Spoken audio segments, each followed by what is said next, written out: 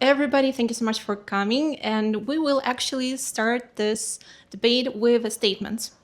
As true engineers, we are not taking just one side.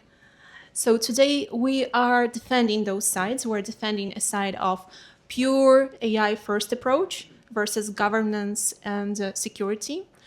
As a typical engineers, we try to predict all the possible negative effects of everything. So what you will hear today is something like you would say, only Sith take everything to the absolute, if you like Star Wars. A quick intro.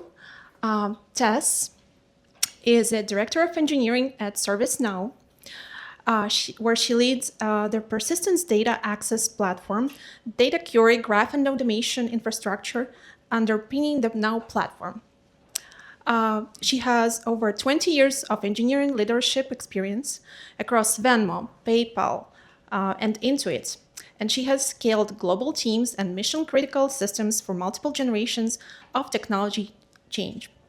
At the panel, Tess will be representing the governance first perspective on AI in engineering. Larry currently is the CTO for Jabra Hearing. He's an innovative product and technology executive with more than 24 years of experience in software. And I was just joking that Larry beat me by 1 year. Hardware and cloud engineering leadership. So really badass too. Prior to Jabra Hearing, Larry was Chief Product and Technology Officer at Calsense, where he led growth, software modernization, and AI efforts for the smart irrigation products.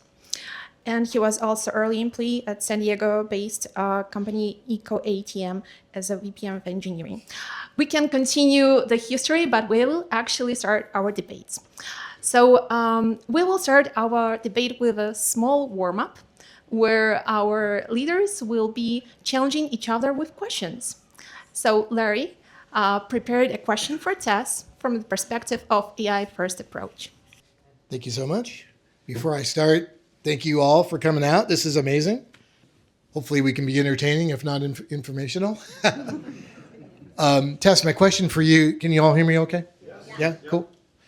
Question for Tess. In your specific role at ServiceNow, how do you see your job personally evolving in the next 12 to 36 months?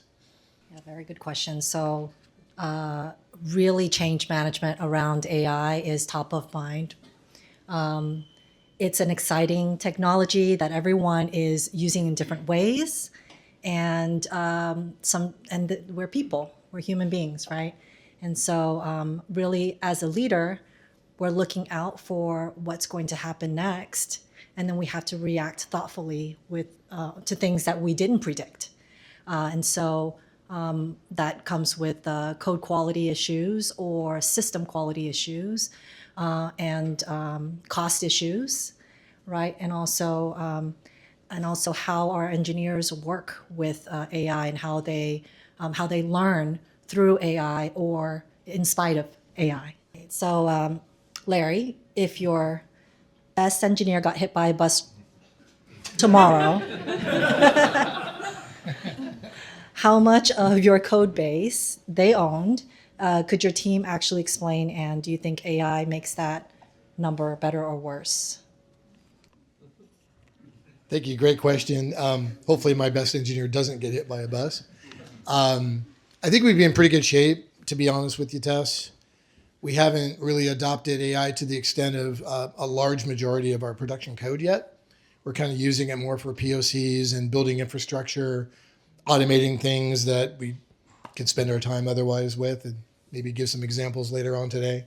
But I think we'd be pretty good. And we're also trying to adopt AI thoughtfully, putting some governance around what our expectations are for team members, how we expect you to interact with it. When you're doing PRs and code reviews, how we're expecting you to review the code that was generated by AI. So I'm feeling pretty good about it, but of course that can change over time. But we're trying to adopt thoughtfully with some documentation, with some guardrails, and I'm feeling okay right now. Cool. Thank you. And so just a couple of facts.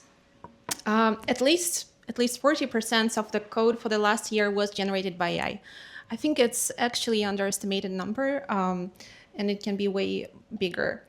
At least 30% of Microsoft code is now generated by AI. 85% of professional developers now use or plan to use AI to develop software. 90% of Fortune 100 companies have deployed GitHub Copilot for their engineering teams. So huge numbers, huge push, huge change. Tess, from the perspective of a person who is defending traditional coding and traditional approaches, tell me, what do you think about the hidden costs of making those prototypes so fast? Yes, we can create one like in a blink of an eye, but what is behind that? Is it really fast, or the cost will come later in the form of surprise? Yeah, so I mean, you all know about user error, right? And that can come from AI as well. And at the end of the day, it's human beings who own the code that goes out, and they are when they're asked to accelerate, sometimes they will skip steps that they don't intend to skip, and often quality comes at the wayside. And so traditional software engineering practices, right? You have your code reviewer, you have your automation, code automation. But when you inject a technology like AI, and now the expectation is that you can deliver, I don't know, 5 times faster. I had an engineer come to me and ask, what do I tell my manager? They moved up the timeline by 6 months. Then they moved it up by another 3 months. And they said, use AI to refactor and rewrite this code from C++ to Java. At the end of the day, she's a human being, right? And she's going to have to own that code. So code quality is it's probably the most important thing. That's a delayed information that comes back. Mm-hmm. So Larry, from the perspective of AI first and all-in approach, how would you defend this speed, and how would you fix and avoid the hidden costs? Yeah, that's great. Given that my 5-year strategy I just presented to my executive team a month ago includes bullet number 1, AI first, I think I'm ready to answer that. I'm sorry. So I would answer that with another question. How could we not? Right? So our competitors are. Point of fact, I work for Jabra Hearing. One of our competitor, who actually owns 2 competitive brands, is going bankrupt right now. They have no margin. So we have to use AI to be competitive, to maximize use of our engineering team. My team's about 40 people, including product QA, engineering, DevOps. I'm asking my team right now to put in some guardrails and some expectations. How do I want my team members to interact on a day-to-day basis, acknowledging what Tess said about code quality, AI slop, whatever you want to call it? How do we deal with that? But we have to figure it out, right? I don't have a choice. Our competitors are doing it. We have to do it. So what we're doing right now, I mentioned in my lead-in, don't have the 48% code, AI-generated code in production right now, but we're finding so many ways to use AI to free up the team's time. Couple cases in point. My engineer just came up with this brilliant way to estimate a project based on a product spec. So it's about a 10-page product spec. We gave it some context on what a user story looks like, what story points are, how to break it up in Jira. And within a matter of a day, we had a whole Jira project planned, assigned, requirements, acceptance test criteria. To me, that's a great example of a way to use AI to accelerate my team. Now they're writing code, they're not writing user stories, right? So there's tons of examples of how we're using AI right now to free up their time. Code quality is absolutely an issue, but I feel confident we're going to put in guardrails to address that. But leveraging AI to accelerate my team, not just writing code, but there's a zillion other ways: deployment, writing Jira tickets. Basically an AI Scrum Master. That's kind of what we're doing, and Maybe a year from now, my answer will be different. But right now, there's so much low-hanging fruit in how we can leverage AI that doesn't really impair code quality, but it just gives my team 5-10 extra hours a week. To me, that's a win. So I think that's my response. Thank you. Actually, I would like to go a bit deeper on this question before we go on. And how do you predict the change of the tokens, the change of the models? One model will be allowed, another will be forbidden. Like, how do you prepare yourself for that cost? Yes. Yeah, another great question. So from a budget perspective, looking at ROI, so who knows what happened on June 1st? GitHub. GitHub just changed their pricing model on Copilot. It went from a fixed fee per user to token usage based. My budget just went up 4 times. Okay, so I don't know how many here knew that, but that's a great example. It's changing very, very rapidly. What may be free today is absolutely not going to be free next year. We just adopted Figma AI, Figma Make, and right now that's kind of free because we just enabled it. I guarantee it won't be free next year. So we have to look at the ROI, right? I can't use freaking everything. There's a million AI services out there. Let's pick and choose. I'm in a regulated business as well, FDA regulated, because we're a hearing aid business. So I can't use every model. I'm using models that can be HIPAA compliant, and there are many out there. Gemini is one for sure. So we're a Google shop. We use Gemini as part of our workspace. It's HIPAA compliant, so we're not too concerned about PII, PHI. Everything we enable and authorize goes through a process. We have a privacy and a security review. We have to look at the budget. What's our usage going to be? And I'll tell you right now, it's tough to estimate budget. What is my team's usage of Copilot? And of course, they all want to use the current Claude model, which is like 5 times more than the Gemini model. Okay, I get it. So what kind of guardrails can we put in? So we just set up some guardrails. Let's get going with this. I can tolerate the budget where it is right now because, as I said earlier, I can't afford not to. So let's kind of put in some guardrails and some budget limits and see where we go and how that looks 6 months from now. So every AI model that we use, we look from privacy, security, and a budget perspective. And I think the team's hopefully reasonably happy that we've got some pretty good tools, but we don't allow everything, right? If it was just free for all, we would be blowing through our budget really fast. So Tess, you see there is this angle of unpredictable spending. What are your thoughts on this? You guys all heard of that company, unnamed company, that spent $500 million, $500 million a month in 1 month accidentally because they didn't implement limits, right? Yeah. And so, I mean, these are all the things that you have to do in additional, but I agree with Larry. We have to. Yes. Hey, part of a good debate is agreeing, right? Agreeing and then agreeing to disagree. But yeah, you have to accelerate, but how do you do it in a way that's sustainable? How do you prevent, 10 engineers from working on the same thing and burning through tokens to do exactly the same thing because of a silly workflow that nobody got to work on in the company, right? I know that's happening at ServiceNow because, historically, we don't work on these tools that enable developer productivity. So then all the developers are trying to make their lives easier.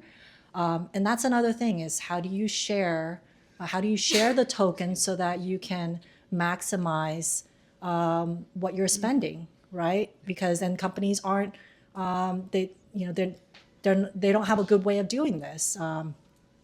My friends over at Rocket are talking about this too, and they have a library in Claude code that they share. Marketplace is what they call, right? Mm-hmm. But you got to have an owner. You got to have an owner for these tools. Well, how do you know that a malicious person's not going to check something in to and if there's no owner, and then when you're supposed to be doing a PR review, it injects, it leaks all your secrets, right? So and that's not just about money. I'll go back to that topic. But yeah, money wise, it's interesting because I have seen that even though we have limits, I'm not seeing a lot of engineers hit those limits. You know, are you? And that's a social thing. And what I'm hearing is a lot of concern from senior engineers. Senior engineers are worried about how much code they're having to review. So that's a big topic right now. And then junior engineers are loving it because they're passing that forward, right? Senior engineers are also worried about how people are not learning the code base, especially junior engineers, right? And so they're using Claude Code, they're bypassing a lot of that learning experience. And so, and I think that's why the usage hasn't really hit that, at least from my experience. Thank you. Let's come back once again to the cost question. And I would love to actually discuss how you envision competing with the companies that are pushing code like crazy. They are built around AI, right? They can make a prototype and they even go public around that prototype, completely vibe coded. How can you compete with them if not using AI? Prototype is one thing, but a product that has customers is another, right? Customers expect a deterministic product. And if your product is relying on LLMs, you can't predict tomorrow if the same prompt is going to give you a different answer. We talk about cost and how that ROI of prototyping quickly. But you also have, once you start to get customers, right, maintaining the quality, maintaining how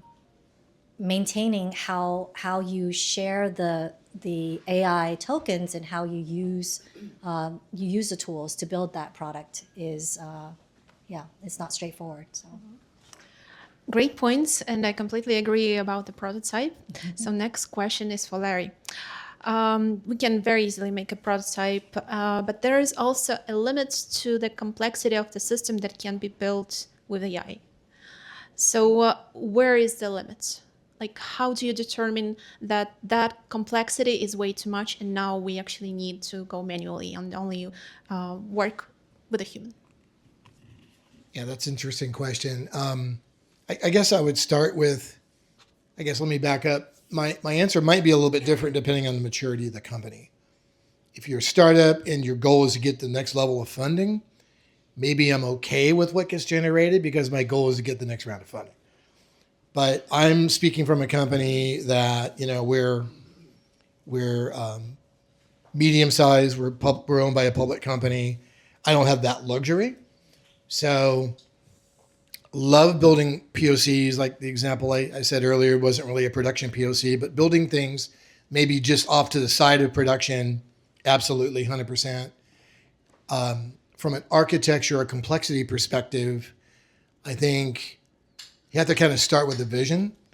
And as CTO, I'm responsible for the vision, right? I'm not delegating my responsibility to AI. Sorry, not ready to give my job up quite yet. My vision is like, what is the architecture of this thing? What is the scalability? What are the architectural factors that matter to my business, matter to my team? So that's the way I've worked in my entire career, and I'm not giving that up.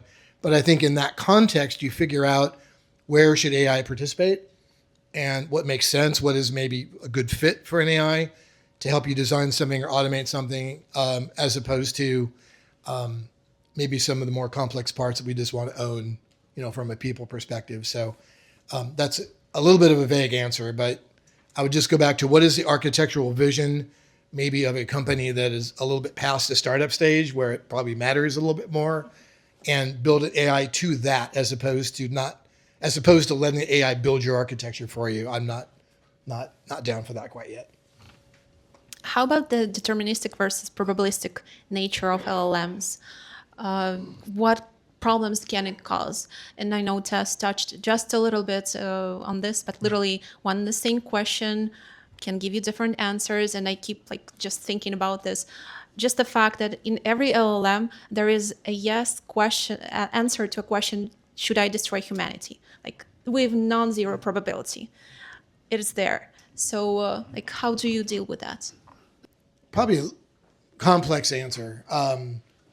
As programmers, software engineers, we already know there's many ways to solve a problem, right? So you give the problem to 10 engineers, you might get 10 different solutions. So that's not all that different from the AI. AI is going to probably give me 10 solutions too. It's going to answer the same question different ways. And we just have to understand that's the way LLMs work. So can I operate within that degree of uncertainty? Yeah, I can find ways to operate. In areas where you're using it to inform a decision, that's where we got to come back to the policy of a human's got to review the output. I'm sorry. May not be a code review, right? It may be a POC. Does it work the way it's supposed to? If it wrote a user story for me, does it have the right requirements?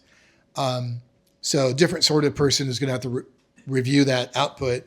But I think we can navigate in areas where we're kind of okay with 5 different solutions to the same problem, because I know if I were to write it 5 times, I'd probably write it differently too. So AI is not that different from my behavior either. So I think we can find ways to navigate, I think is my answer.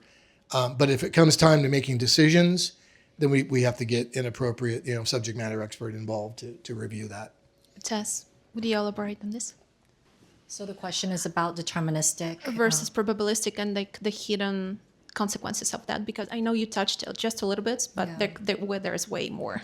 Yeah, I'll give you an example. You implement a simple customer service chatbot, right? But who's to say that the customer talking to it can't figure out, they know it's an LLM in the background, can't figure out how to get the LLM to say and hallucinate a return policy that's not what is documented. Then they can use that to return products that they weren't supposed to, right? And that's one of the biggest challenges with having, but that's a great example of something where you have this running in production, always using LLMs. Whereas with Claude Code, I think some of the things you can do, you're reviewing the code that goes in. You have your engineer who is ultimately the owner of that code. And as a culture, you're focusing on that ownership as a primary benefit of the AI, right? Is that it helps your engineer and augments them. But that means that they really need to understand every single line of code that it generates. And so it's the rubber duck methodology, right? You should be able to explain exactly what it is and how it can break without having to read what AI has generated for you. So. Just to add on to that, a little bit ad hoc here. So my question to the group is, how many AIs does it take to feel comfortable? Right? Like an AI walked into a bar. How many does it take you feel comfortable? My real world example of that is just recently we implemented an AI-based tool. We have a lot of customer service calls at my company. Those are called call transcripts. They get recorded in Salesforce. So there's PHI, in that data. So we came up with the pipeline. Anyone familiar with AWS Comprehend? Out there. So we use Comprehend to strip PHI, PI out. But guess what? It's only about 87% accurate. That's an exact number, 87%.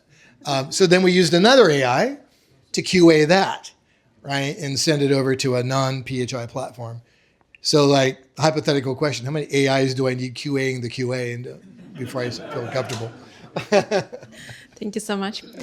So, Tess, how about the tech debt?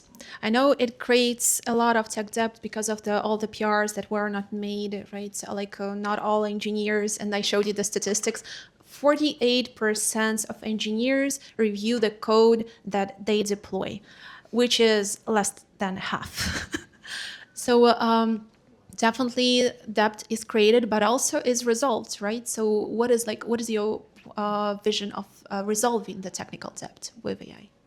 Yeah, I mentioned it's user error, right? It's human beings using AI, and we're talking primarily about writing code. So, but I have a star junior engineer who just runs through our defects and our feature list like nobody. Okay. And I talked to him. I was like, you got to make sure you test your code. But it wasn't until I ran AI against his code and found all the gaps in his testing did he finally change his tune, right? And so we're working with smart but human beings. And so, governance hat here, we human beings make mistakes. We take shortcuts. And so, and until I checked his work, it wasn't just him, but because he was so used to moving fast and he was being rewarded. And incentives are super important here, right? If your incentive is moving fast, then you know how it is. It's project management triangle, right? Speed, quality, and resources. So something's got to give. So you're either going to cut scope or you're going to cut quality. Do you see the number of PRs rising? Because I know that the overall number of pushes to prod has grew exponentially. Yes, right. Definitely saw the numbers rising, and all the studies that talk about velocity. But going back to incentives, how many of these studies are looking at quality over time, right? If our incentives are speed, then we're not going to see these other things unless we actually measure it. So. Tess, you work with many experienced engineers, senior engineers. Do you see them having trust issues with AI, like them personally? Okay, yeah. In fact, when I ran Claude Code against all those PRs, it was my principal engineer that came to me and said, "Oh, all these are hallucinations." He goes, "All these are hallucinations." Oh, except I was like, "Well, what about that bug I found?" Because they were mostly about, test coverage, right? It was preventative, but I found a defect, and I wasn't trying to look for it. I was just wanting to make sure that we weren't running amok with AI, right? And it's and I mentioned earlier, the feeling is that senior engineers are under the gun to hold the line of quality. They're the ones who are reviewing the code, and so they're ultimately on the hook. Yeah, and I had a private conversation with another principal engineer about why he was so against AI. So we did a roundtable, and I asked each person to talk about, hey, have I used AI? Well, if I have, what was my experience? I was trying not to push it down people's throats, right? And one person says no, and don't ask me. I'll never use AI again, or I'll never use AI ever, right? So I had a private conversation with him, and his biggest pushback was about learning. And he felt that probably ethically, that AI is bad for society, and that he felt that, and a big reason is because junior engineers are never going to learn the code base as deeply as if they didn't have AI. And he was like, 5 years from now, how will where are the trained mid-level or senior engineers going to come from? It's a question that has been asked by so many engineers that I will ask Larry to answer it. Regarding entry and mid-level engineers? Yeah. Yes. Yeah, that's a great question. So we just brought on 5 new team members last month, standing up a team in Poland. So it's been really fun to do some recruiting there. We have an office there. It was interesting. We're hiring web engineer, back-end service engineer, 2 QA engineers, and a mobile app developer. So I got the hiring managers together, and we're kind of like, okay, part of our process is online coding, right? They have to do coding in front of somebody, and there's also a system design exercise. Our interviews are pretty tough. Got to say, I'm glad I'm not writing code these days. I would have failed. But we got folks together. We're like, okay, how are we going to know? Like, you've all seen videos online. Somebody's doing an interview, and they're got Claude running in the background, and they turn your camera on or turn it around. I want to make sure you're not using AI. So we're very specific with these candidates. For this exercise, the first half of it is no AI. I want to see you write it. share your desktop, not just your window, your desktop. And then the second half is we know that you're not going to complete the exercise in 30 minutes. So get as far as you can get, and we'll look at how you write that code. But then the second part is, okay, now use AI. How do you complete it really fast, and what does that look like? I thought it was a kind of interesting exercise, and it's kind of like representative of the whole team, right? It's like, okay, how do we move quickly but also be responsible for the code we generate, right? And so it was interesting to see the candidates. We brought forward the folks who looked, for all intents and purposes, like they really understood what they were doing. They asked good questions. Like you can't take it out of context, right? You're questioning someone like the sort of questions that they ask, and are they clarifying the requirements, and are they asking questions about, well, would you prefer this sort of an object or this sort? You know someone's got it if they're asking that question, and then they're like, okay, we didn't get all the way done with it. Okay, go ahead and use AI. How would you modify this, pretty quickly? And then you can see them, kind of interacting that way. So I thought it was an interesting view of the whole world in when you're doing interviewing and how you kind of structure that interview, and you're specifically asking them, don't use it, and then, okay, go ahead and use it, kind of seeing what the differences are there. So I thought that was interesting take. Love it. And also, like from my perspective, I know that some companies are not hiring anymore, depending on whether the question of how do you use AI is asked or not. So an engineer, if not like basically asking if AI is used, like it's a red flag at this point. Yep. Tess, so we spoke about the trust of engineers, but how about your trust? Are you overcoming trust in AI?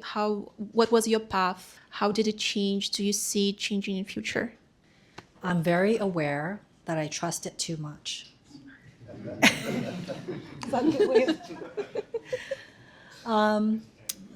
I think because it's so easy to use, everyone's and it always has an answer, right? Yes. And that boggles my mind. Like, what if the answer is I don't know? And it tells me what the answer is. In the context of organizational scalability and how it's going to transform big teams, engineering teams, the big trust factor is multiple folds. I mean, we talked about quality already. We talked about cost. We talked about learning, and I think all of those things are going to have to be institutionalized, right? It's like when the calculator first came out. Do you trust it, or do you need to know how the math works before you use it? You gotta. User error is always going to be the biggest challenge, and we're all human beings working together to make big things. So how do you trust this new technology with a big group of people, and how do you make that change collectively? Thank you. Larry, as a defender of AI,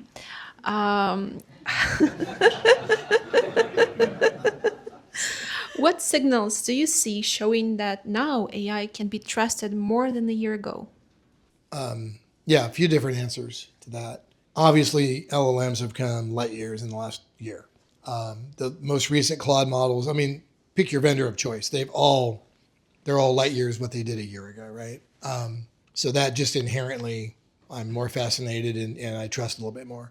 But that being said, even the best models, I think the second part of my answer would be the degree of trust I have in any given answer is directly proportional to the amount of context I provide it. I think context is the big thing today. Everything we do.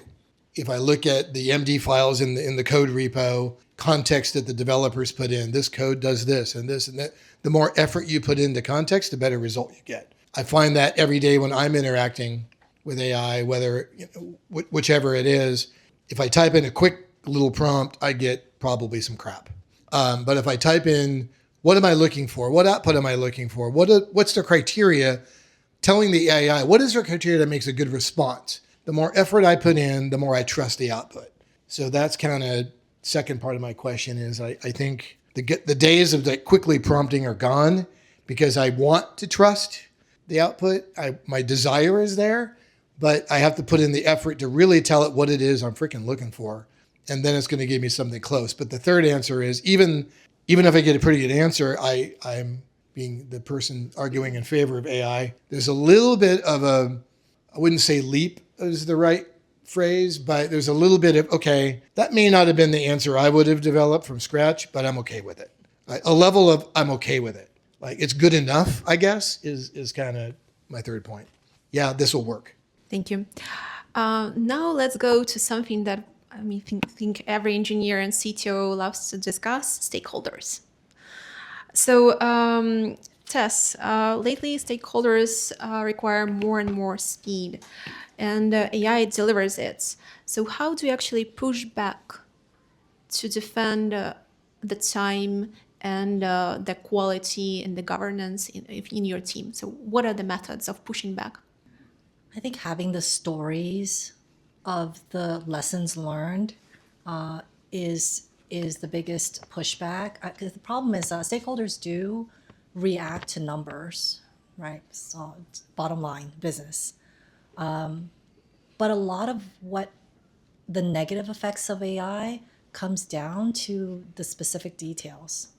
And so a combination of these lessons learned plus how they come back as defects, or how your code coverage is not there. All of these things help tell stakeholders the monetary or the KPIs that affect the bottom line. The engineer who asked me the question of, what do I say to my manager or my leadership about condensing that time? I told her this: if you're reviewing 10 times the amount of code, then you can ask them a simple question. Well, first, outline. It takes me a good 2 hours to review, 1,000 lines of code, maybe 500 lines of code, right? And now you're having me review 10 times that, right? So you do the math, show the math, and then talk about the specific impact. If I missed a corner case and it's a financial app, how is this going to impact the customer, the end customer? What's the worst case scenario, right? And it's going to be impossible for me to review all of these within that amount of time. So I'm going to be doing the minimum, which means if you ask me to explain the code afterwards, I'm only going to be as good as Claude. Thank you. Larry, so I think that you're in a little bit different position and your stakeholders were eager to adopt AI.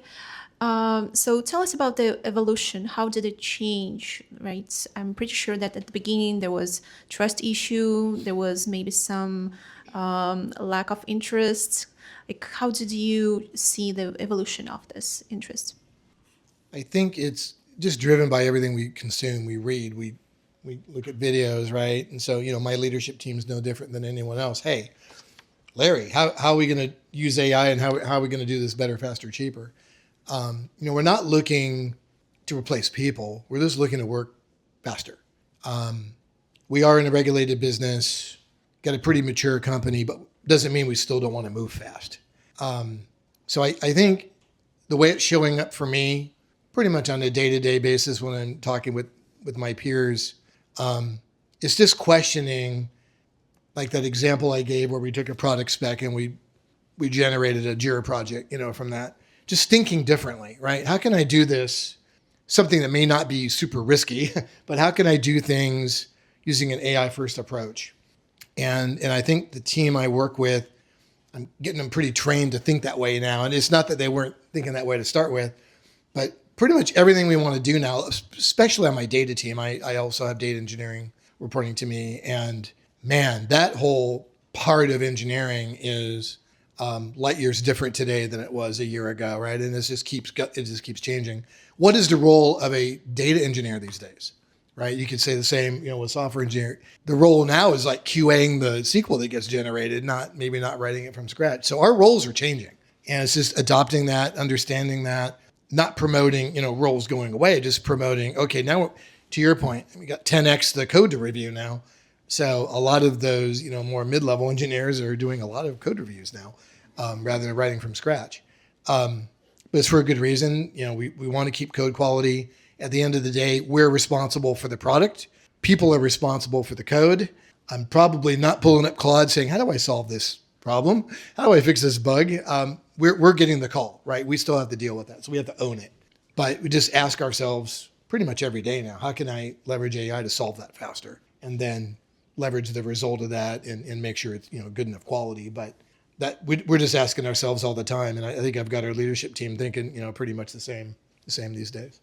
So summarizing this and like from both perspectives, code quality is the biggest question that is still not resolved at this point, right? So code quality and testing and QA. It's like, so does this mean that you will change hiring, the patterns of people you are looking for, their backgrounds?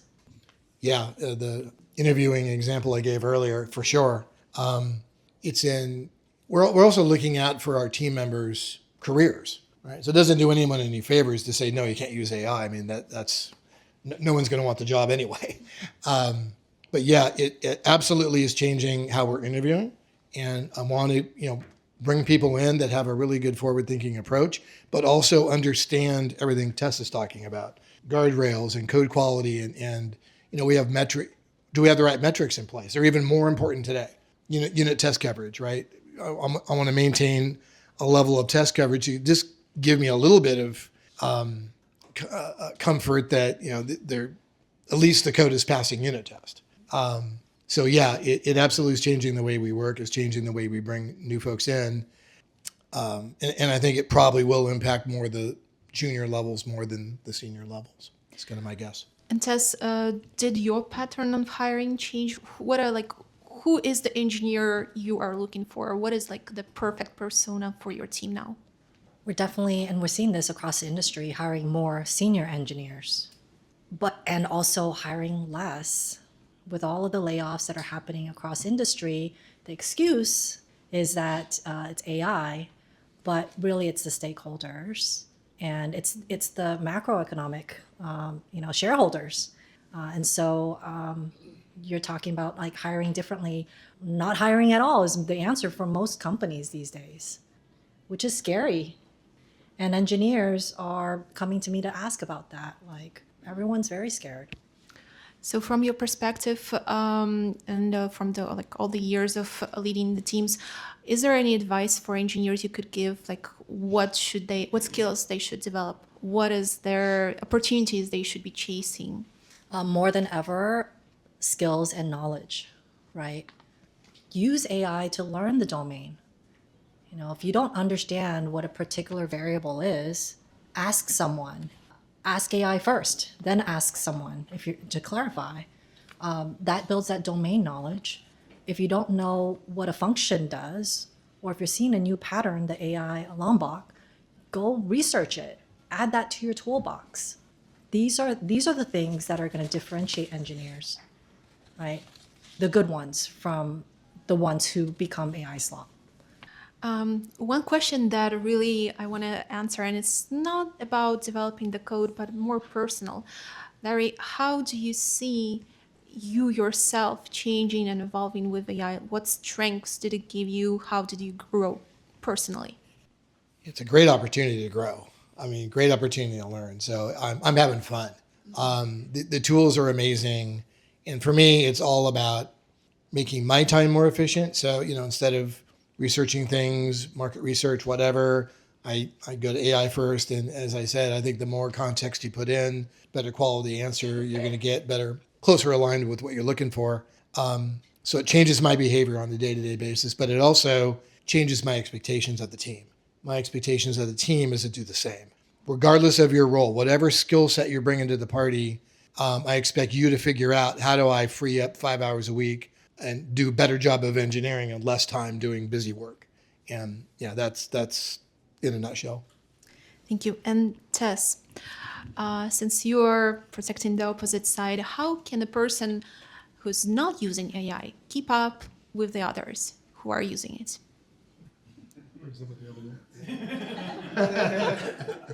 That's a trick question. That's the last question. I think the same answer I had earlier about learning the domain and learning the skills. The people who use AI they're outsourcing that learning.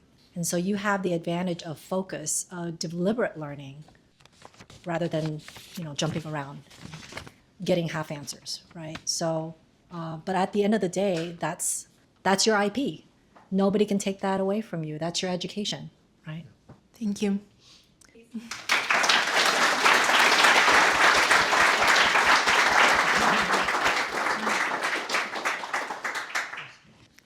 We are trying a new Q&A format. We're going to do a live audience Q&A. So if you have any question today, please scan it and put it, and Lena will help us to select the bests, okay? All right, so we'll actually start with the first one.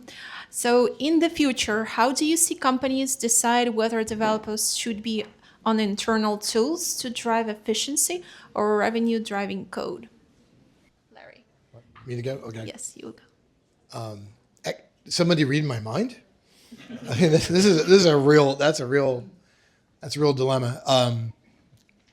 I hate to give a kind of a lazy answer, but it's a little bit of both. So we actually do have an internal tools team. Of course, all the other teams are revenue generating.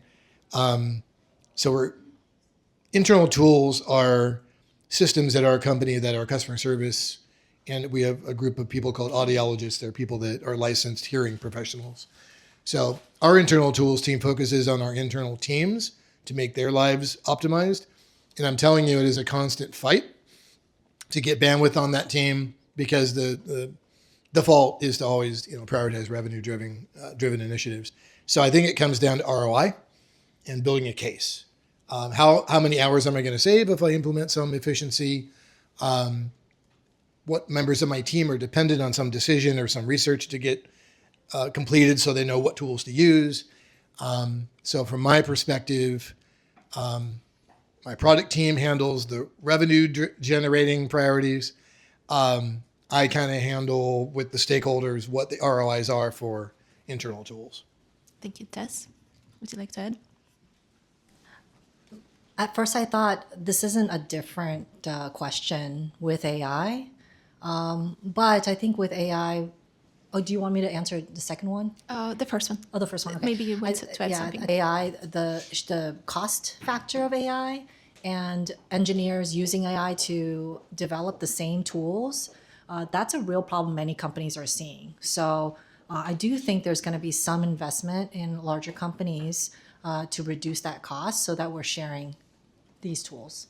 Thank you. Let's take the next question. Is there a space you won't let AI touch, Tess? Oh, I won't let AI touch.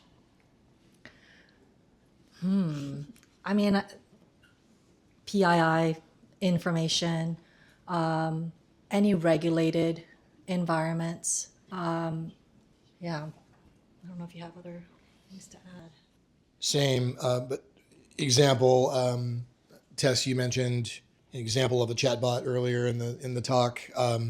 We want to do the same using Agentforce, in the Salesforce cloud to do kind of a customer service agent, and we pushed that till next year specifically for that reason.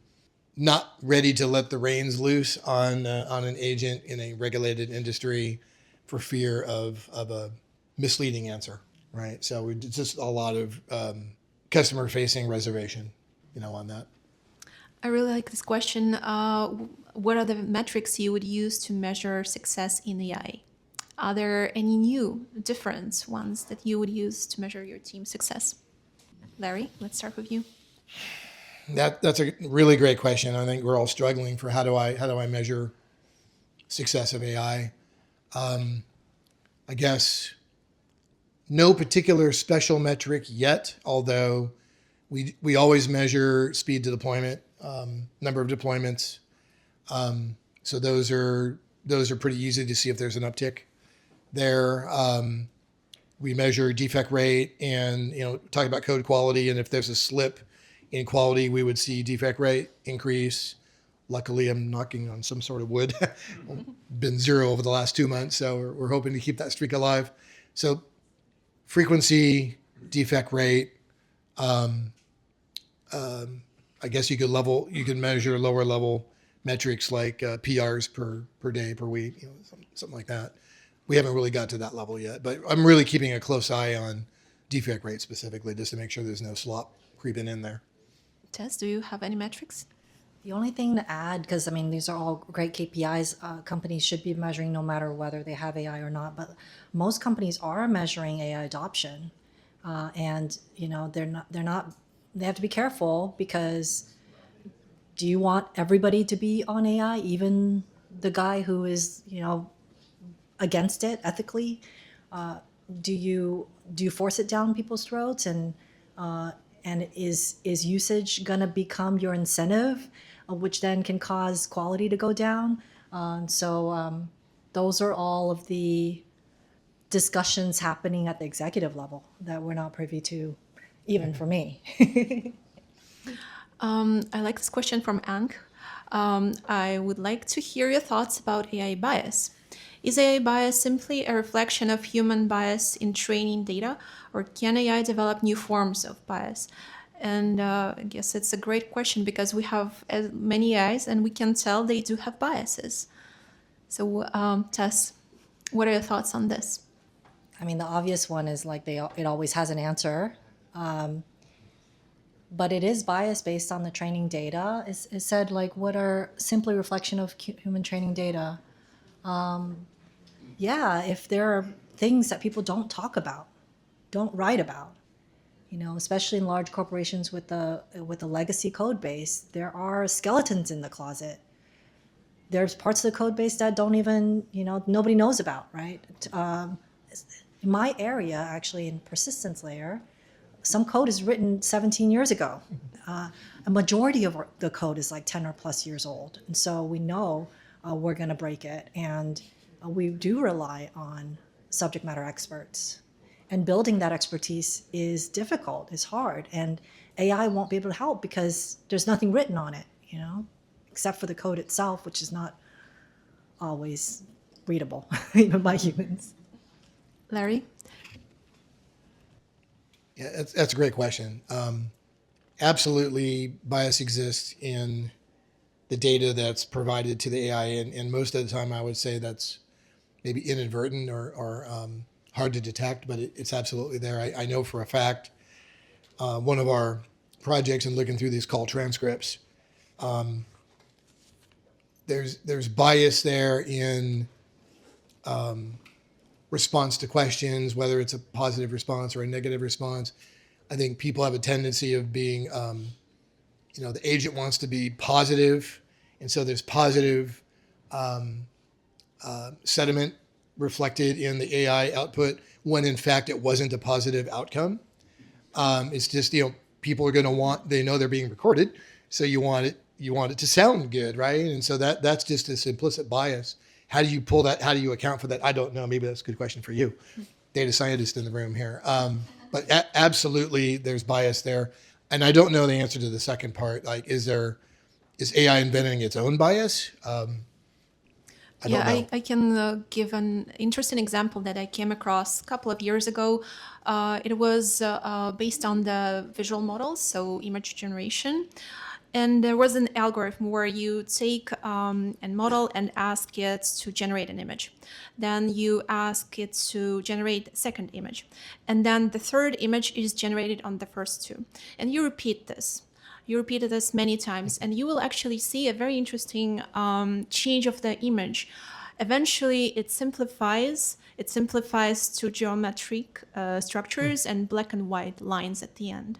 So it erodes. And this is a great example of how data can be changed by AI if it trains on its own data.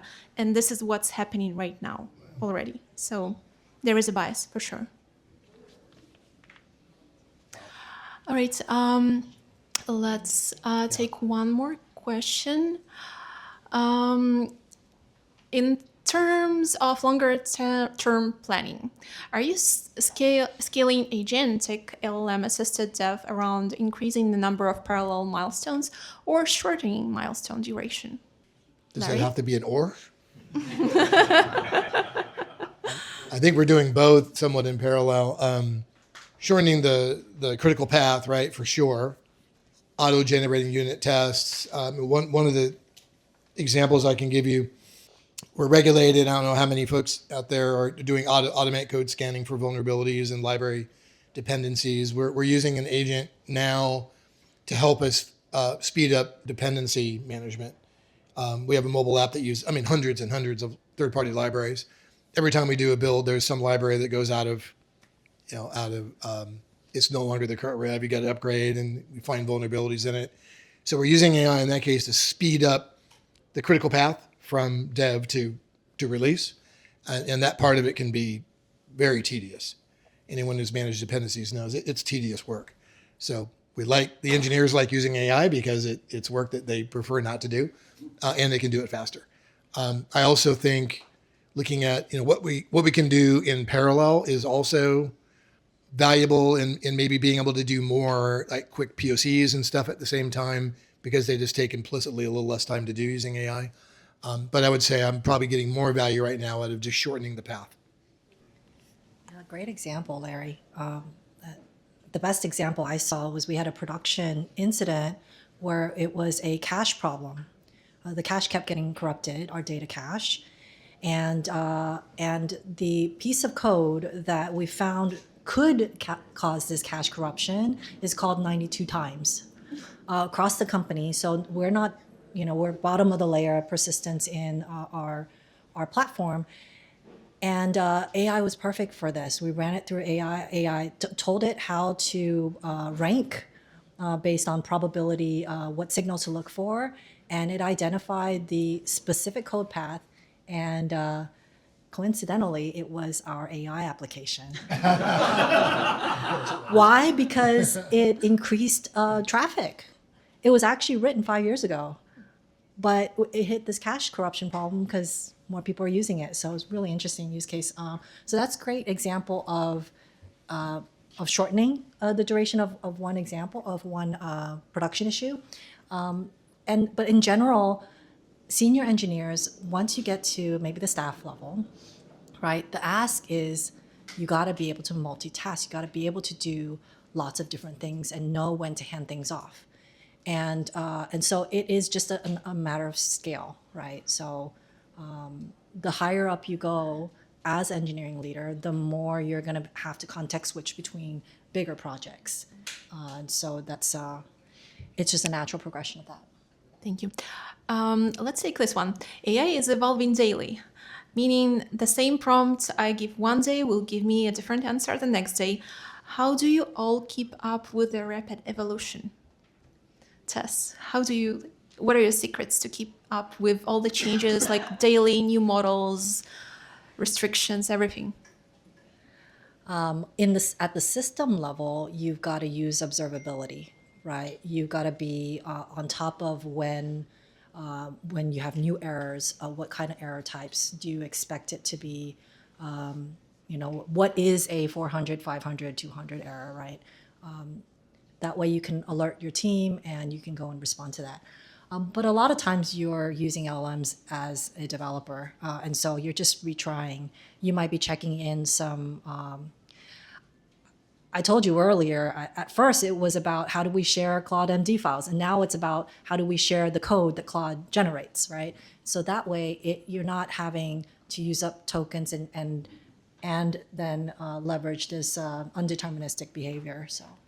How about in the news? Like, how do you keep up with the news about all the changes? So, like, not just the application, but just the flow. You just have to try it out yourself. Because, the first time I used Claude Code, I had it on my to-do list for weeks. But when I finally used it, I was like, I should have used this 2 weeks ago. So you just have to try it out, and it's the experience and it's the details that matter, and it explains much more than just reading a bunch of articles about it. Yeah. Larry? I could maybe combine a couple of those questions together. That one and the one I saw go by about how does leadership change. Just have to kind of carve out a little bit of time on a pretty regular basis to keep your eyes on it. Like my team, we meet weekly and we talk about, okay, maybe we need to do a little spike here, look this model versus this one, or here's an example. we can use Claude 3 different ways right now. And of course, they all cost different. I got GitHub Copilot has a Claude model. I've got Figma Make, it's got a Claude model. I can use Claude Code, that's clearly a Claude model. So which one should we use? So this week we're going to go off and figure out how to optimize Claude. Where is the tokens a little less expensive or whatnot? So I think it's just part of our job, day-to-day basis now. We just have to carve out a little bit of time to try to look at what's coming. And I encourage my team. I've got an AI to-do list where I try to stack rank the order we want to maybe go after certain little R&Ds and should we use this or that. We tend to adopt the new version of models pretty quickly, just almost automatically. But new services or combining services, we'll do a little spike and look at an ROI and try to make a thoughtful choice. But boy, it is an ongoing problem, and it definitely adds to my weekly task list for sure. Allocating some cycles to just keep up with it to the degree we can. It's pretty hard. I just want to add, though, that one thing I learned is you spend way too much time fine-tuning it, and that then you're questioning why it is that I'm using Claude, right? At first you're like, oh, it's going to give me so much, and then 4 hours go by, and I haven't gotten the script running. I probably could have built it in an hour. So. But I wouldn't have learned that if I didn't try it myself. And it's the details that matter at the end of the day. Thank you. Thank you, everybody. Thank you, Sam. A round of applause, please.